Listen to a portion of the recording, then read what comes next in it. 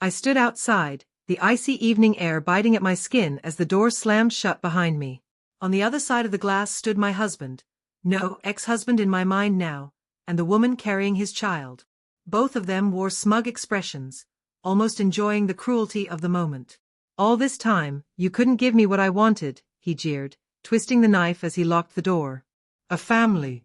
A future." It was pathetic, really. A future with her, that's what he thought he had secured. But what they conveniently overlooked was that everything surrounding them wasn't his. The house, the cars, the business, every bit of it was mine. When we married, I already owned a thriving interior design firm. I had purchased this house long before he even entered my life. That black SUV in the driveway?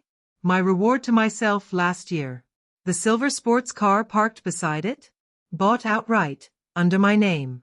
Yet, blinded by love, I allowed him to play the role of provider, to convince himself he had built this life. But tonight, truth was about to strike him harder than any punishment fate could deliver.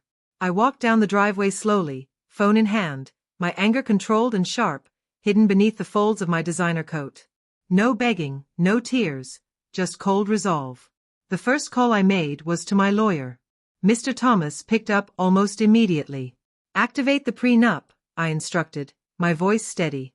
"And freeze all joint accounts." There was a brief pause. "Are you certain?" "They threw me out of my own home," I replied firmly. "I've never been more certain." Next, I contacted a locksmith.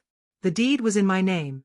I had every right to reclaim my property, and I intended to do it swiftly and publicly. But I wasn't stopping there. I drove to Leah's house, my closest friend and, coincidentally, the realtor who had sold me the property. Together, we drafted an eviction notice. With the paperwork on my side, removing him was shockingly simple. By dawn, movers surrounded the house. My movers. Police officers were present as well, ensuring the eviction was carried out legally. His mistress, draped in a blanket, mascara streaked across her cheeks, stood helpless on the lawn. He argued with the officers, his face red with panic and disbelief. I remained across the street, calmly watching the scene play out. "You can't do this," he shouted at me. I raised the deed high in my hand, crisp and official. "I already have." The officer turned to him, firm and unyielding. "Sir, this property is legally owned by Mrs. Lane. You and your companion need to vacate immediately." His mouth fell open in shock. She broke down in tears.